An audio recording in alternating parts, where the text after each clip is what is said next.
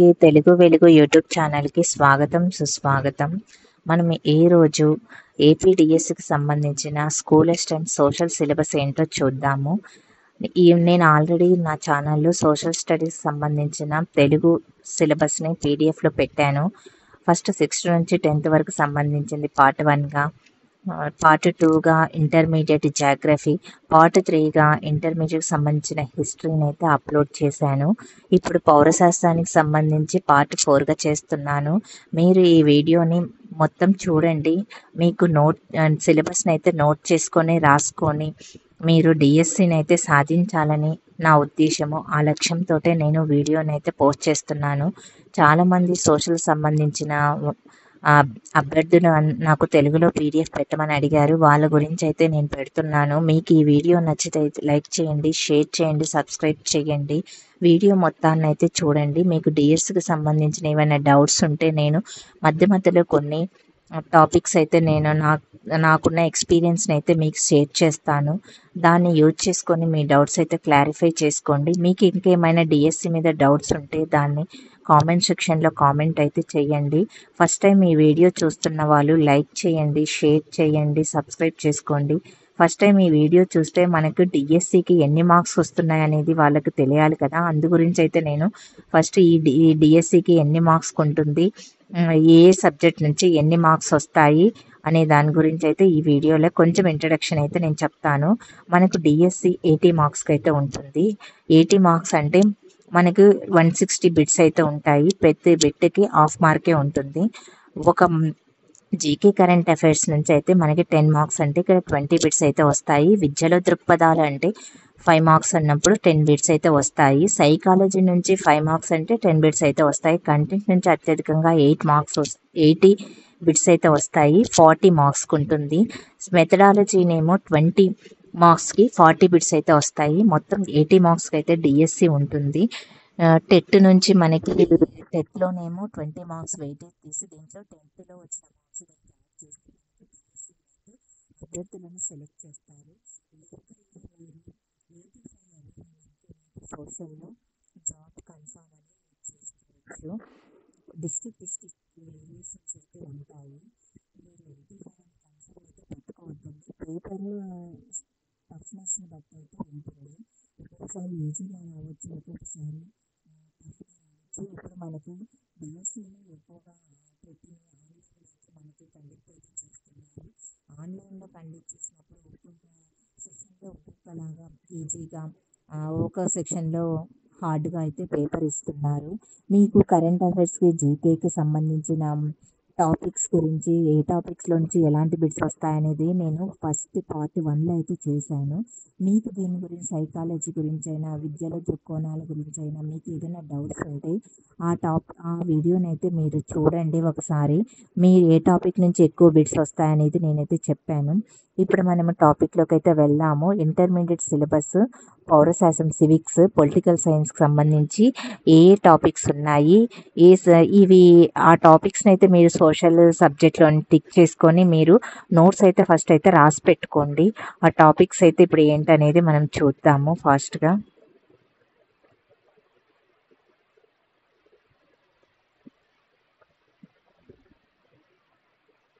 Intermediate syllabus ఇక్కడ నుంచి అయితే స్టార్ట్ అవుతుంది. నేను ఈ ఇంటర్మీడియట్ సంబంధించిన జాగ్రఫీ, హిస్టరీ అయితే మీకు ఆల్రెడీ పోస్ట్ అయితే చేశాను.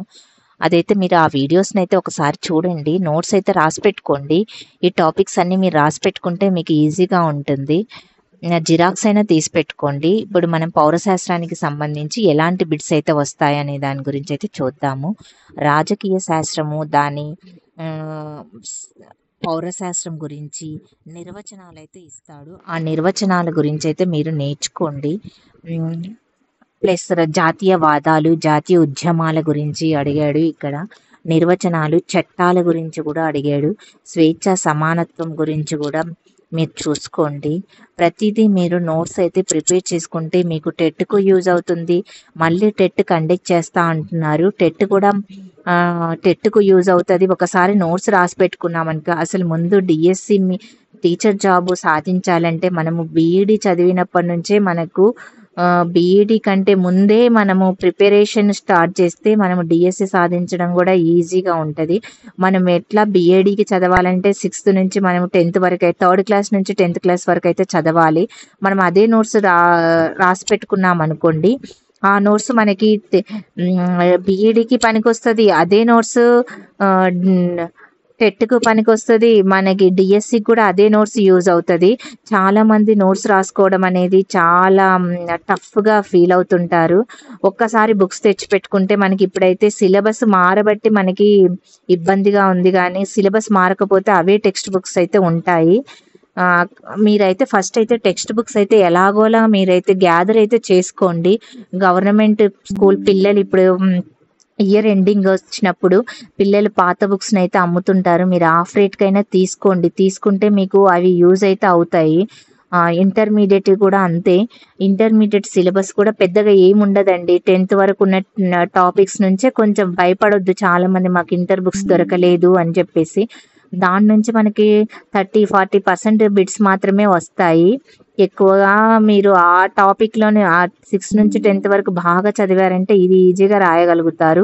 ఇవి అప్పుడప్పుడు మీరు వీటిని ప్రతిరోజు మీరు ఏ టాపిక్ అయితే చదువుతున్నారో దాని గురించి ఈ సిలబస్ పేపర్ని అయితే ముందు పెట్టుకొని ఈ సిలబస్ ప్రకారం మీరు చదవండి. ఈ సిలబస్ అయిపోయిన దాన్ని మీరు టిక్ చేసుకోండి, అయిపోయింది ఇంతవరకు సిలబస్ అనేది.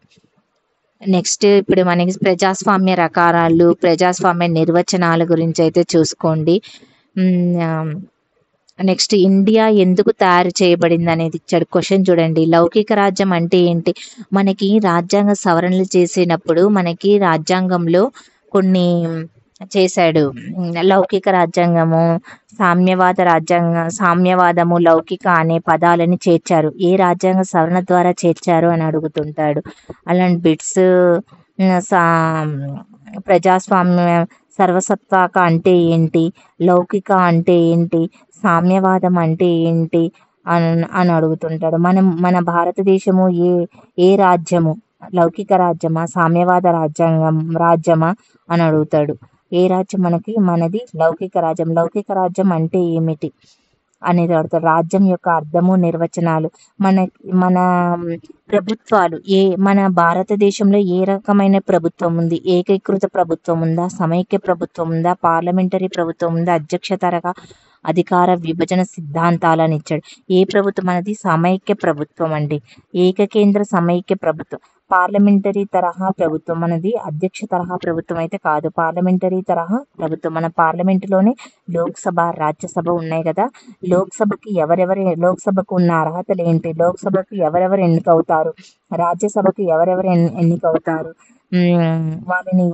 వాళ్ళకి అధ్యక్షత వహించేది ఎవరు, స్పీకర్కు ఉన్న అర్హతలు ఏంటి, స్పీకర్ని ఎవరు తొలగిస్తారు, స్పీకర్ని ఎవరు ఎన్నుకుంటారు, వాళ్ళ పదవిని ఎలా తొలగిస్తారు, వాళ్ళ పదవిని తొలగించాలంటే పార్లమెంటులో సభ్యులు ఎంత మెజారిటీ వస్తే వాళ్ళు తొలగించబడతారు అనే దాని గురించి అడుగుతాడు. నెక్స్ట్ మనకి రాజ్యసభకి ఎవరు అధ్యక్షత వహిస్తారు అనే దానిగా ఉపరాష్ట్రపతి అధ్యక్షత వహిస్తాడు. రాజ్యసభలో మనకి రాష్ట్రపతి కొంతమందిని నియమిస్తాడు. ఏ పర్సెంట్ రాజ్యసభ పదవీ కాలం ఎంత అని అడుగుతాడు. సభ్యుల పదవీ కాలం ఎంత, ఎన్ని సంవత్సరాలకు ఒకసారి. ఈ అధ్యక్ష తరహా ప్రభుత్వం అని అడుగుతాడు. ప్రత్యక్ష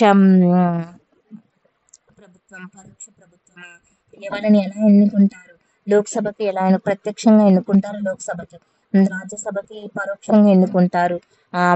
ప్రత్యక్షంగా ఎన్నుకోవడం అంటే ఏంటి, పరోక్షంగా ఎన్నుకోవడం అంటే ఏంటి అనేది మీకు వివరం తెలవాలి. అక్కడ వివరం తెలిస్తేనే మీరు దాని గురించి అయితే మీరు రాయగలుగుతారు, ఆ బిట్స్ని అయితే సాల్వ్ చేయగలుగుతారు. మీరు అంత డెప్త్గా చదవాలండి సబ్జెక్ట్ని. అంత డెప్త్గా చదివినారనుకో మీరు రేపు పిల్లలకు కూడా డిఎస్సి వచ్చిన తర్వాత అలానే మీరు భయపడకుండా ఈజీగా పిల్లలకి చెప్పగలుగుతారు. మనకి నెక్స్ట్ రాజ్యాంగం, ప్రభుత్వ చట్టాలండి. మనకి భారత రాజ్యాంగాన్ని తయారు చేసుకోకముందు కొన్ని చట్టాలు బ్రిటిష్ వాళ్ళు కొన్ని చట్టాలు చేశారు. మన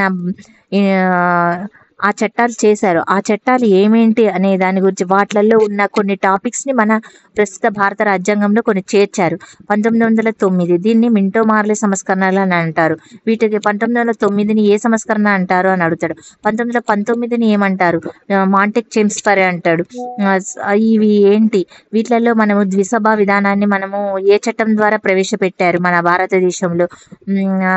ఏకసభా విధానాన్ని ఎప్పుడు ఏ చట్టం ద్వారా ప్రవేశపెట్టారు? 1935 ఈ చట్టం నుంచి మన రాజ్యాంగంలో చాలా టాపిక్స్ అయితే యాడ్ చేయడం జరిగింది. ఈ 1935 చట్టం నుంచి ఏమేమి తీసుకున్నామో మనం రాజ్యాంగంలో చేర్చారని అడుగుతాడు. ఇప్పుడు రాజ్యాంగంలోని ప్రాథమిక హక్కులు, మనం ప్రాథమిక హక్కులని ఎక్కడ ఏ రాజ్యాంగం నుంచి స్వీకరించాం? మనము విదేశాల నుంచి కొన్ని మనం తీసుకొని మన రాజ్యాంగంలో చేర్చుకోవడం జరిగింది. ప్రాథమిక హక్కులని ఏ రాజ్యాంగం నుంచి తీసుకొని వచ్చాము? ప్రాథమిక విధులని ఏ దేశం నుంచి మనం తీసుకున్నామని అడుగుతాడు. మన ప్రాథమిక హక్కుల్లో నుంచి మనకు ఆస్తి హక్కుని తీసివేయడం జరిగింది. ఏ రాజ్యాంగ సవరణ ద్వారా ఆస్తి హక్కును తీసివేశారు అని అడుగుతాడు. ప్రాథమిక హక్కుల్లో మనకి ఒక కమిషన్ అయితే వేశారు. ఆ ప్రాథమిక హక్కుల కమిషన్ని ఎవరు అధ్యక్షత వహించారు? దాంట్లో సభ్యులు ఎవరు?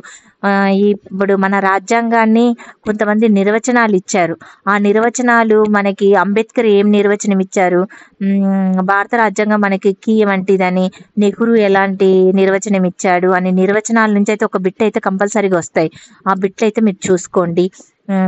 ఇక్కడ ఆదేశ సూత్రాలు, ఈ ఆదేశ సూత్రాలు ఏ ఆర్టికల్ నుంచి ఏ అధికారం నుంచి ఏ అధికరణ వరకు ఉన్నాయి? ఆదేశ సూత్రాలు అంటే నిర్దేశ సూత్రాలను ఆదేశ సూత్రాలను ఒకటే. గాంధేయవాదాన్ని గురించి వివరించింది ఏంటి? ప్రాథమిక విధులు, మనకి ప్రాథమిక విధులను ఏ రాజ్యాంగ సవరణ ద్వారా మనకి తీసుకొచ్చారు? ప్రాథమిక విధులకి రాజ్యాంగ చట్టబద్ధత ఉంటుందా లేదా అనే చట్టబద్ధత విధులకైతే ఉండదు, ప్రాథమిక హక్కులకైతే ఉంటుంది. ప్రాథమిక హక్కులు మనకి రాష్ట్రపతి అత్యవసర పరిస్థితి విధించినప్పుడు ఆటోమేటిక్గా అవి క్యాన్సిల్ అయిపోతాయి. అవి ఏంటి? విద్యా హక్కును దీంట్లో చేర్చడం జరిగింది ప్రాథమిక విధుల్లో.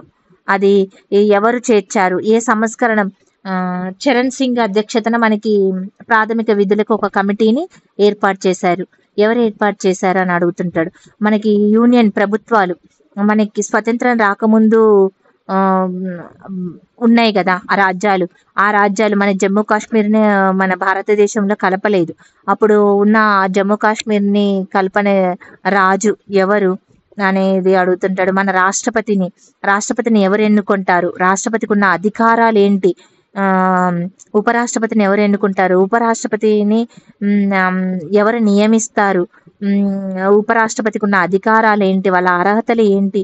ఈ రాష్ట్రపతికి కొన్ని అర్హతలు ఉన్నాయి. ఆ అర్హతలు ఏంటి? మనకి రాష్ట్రపతికి ఏదన్నా సలహా కావాలంటే ఎవరిని సంప్రదిస్తాడు? మన సుప్రీంకోర్టు ప్రధాన న్యాయమూర్తిని కొన్ని సలహాలు అడగొచ్చు. అది రాష్ట్రపతి దాన్ని పాటించవచ్చు, పాటించకపోవచ్చు. సలహాలు అయితే తీసుకుంటాడు. పార్లమెంటు నుంచి కూడా కొన్ని సలహాలు అయితే రాష్ట్రపతి అడుగుతాడు. వాటిని ఆయన కొన్ని ఆర్డినెన్స్లను కూడా జారీ చేస్తాడు. లోక్సభ స్పీకర్ని ఎవరు నియమిస్తాడు? మనకు లోక్సభకు రాజ్యసభకి సంబంధించి రాష్ట్రపతి ప్రధాన ఉపన్యాసాన్ని ఇస్తాడు. ఫస్ట్ ఎవరు ఉపన్యాసాన్ని ఇస్తారు? రాష్ట్రపతి ఇస్తాడా? స్పీకర్ ఇస్తారా అని అడుగుతాడు. క్వశ్చన్ అంత డిఫికల్ట్గా ఇస్తాడు. ఇప్పుడు ప్రధానమంత్రిని ఎవరు నియమిస్తాడు? మంత్రిమండలిని ఎవరు నియమిస్తారు అని అడుగుతాడు. ఈ మంత్రిమండలి క్యాబినెట్ మంత్రులు అంటే ఏంటి అని అడుగుతుంటారు. రాష్ట్రపతి అధికారాలు మనకి 356, 354, 360 ఉన్నాయి కదండి. అవి రాష్ట్రపతి అత్యవసర అధికారాలు ఉన్నాయి కదా. అత్యవసర పరిస్థితిని విధించడము, ఇంకోటి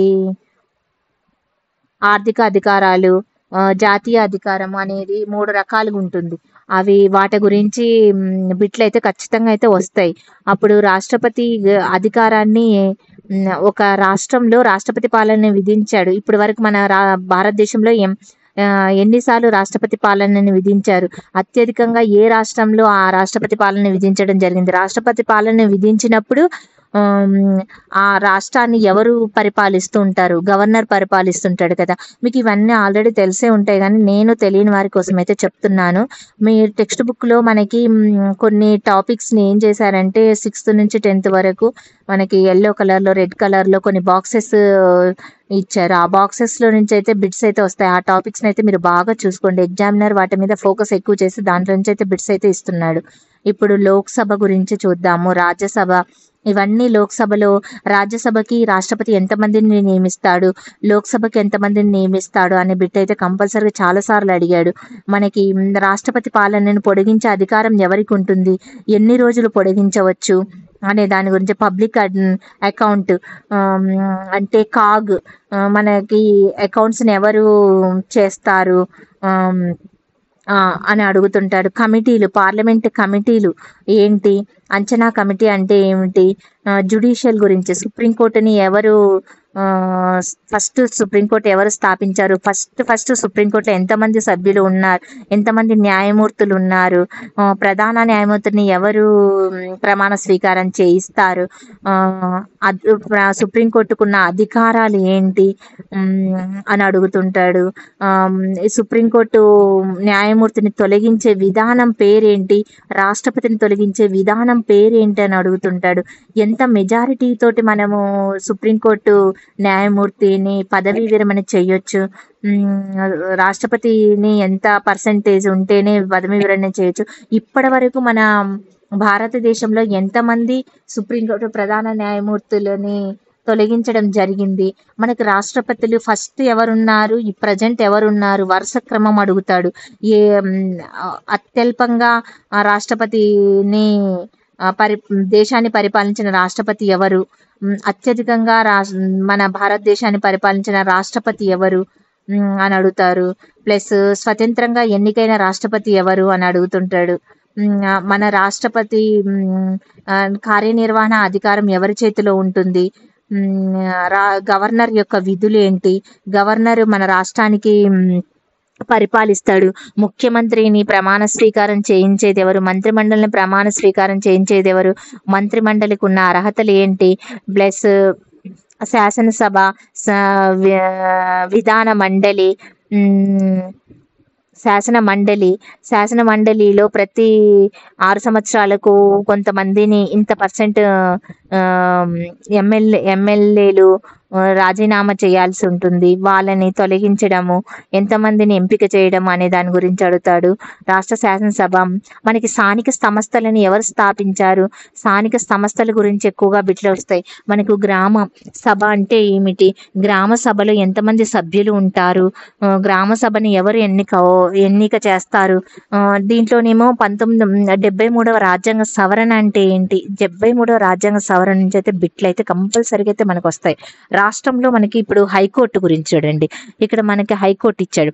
హైకోర్టులో ఎంతమంది న్యాయమూర్తులు ఉంటారు, హైకోర్టుకున్న అధికారాలు ఏంటి, కింద కోర్టు నుంచి హైకోర్టుకి అప్పీల్ చేసుకుంటే హైకోర్టు మనకి న్యాయం కింద కోర్టు జరగకపోతే మనకి హైకోర్టులో మనం అప్పీల్ చేసుకోవచ్చు.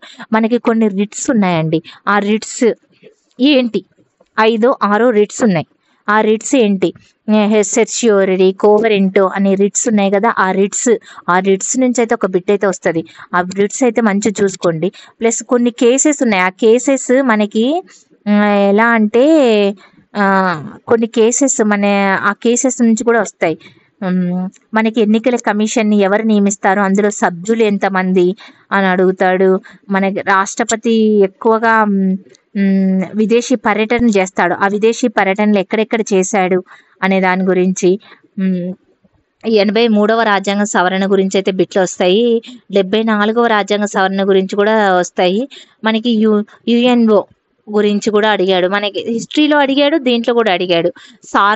సార్క్లో సభ్య దేశం ఏంటి, ఇప్పుడు ప్రజెంట్ ఉన్న వాళ్ళు ఎవరు, యుఎన్ఏలో ఫస్ట్ నుంచి అధ్యక్షులు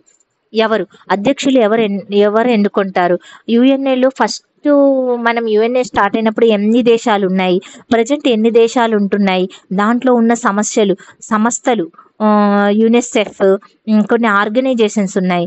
ఆ ఆర్గనైజేషన్స్ లొకేట్ అయిన ప్రదేశాలు ఏంటి, న్యూయార్క్లో కొన్ని ఉన్నాయి, జెనీవాలో కొన్ని ఉన్నాయి, కొన్ని సంస్థలు ఉన్నాయి. వాటి యుఎన్ఓ విజయాలు ఏంటి, వైఫల్యాలు ఏంటి అని అడుగుతున్నాడు. ఇక్కడ వరకు మనకి ఎక్కువగా మనకి వచ్చే బిడ్స్ గురించి అయితే నేను ఇక్కడ చెప్పాను. ఆ బిడ్స్ అయితే మీరు చూసుకోండి. బాగా నాకు తెలిసిన నాలెడ్జ్ ప్రకారం అయితే నేను చెప్పాను.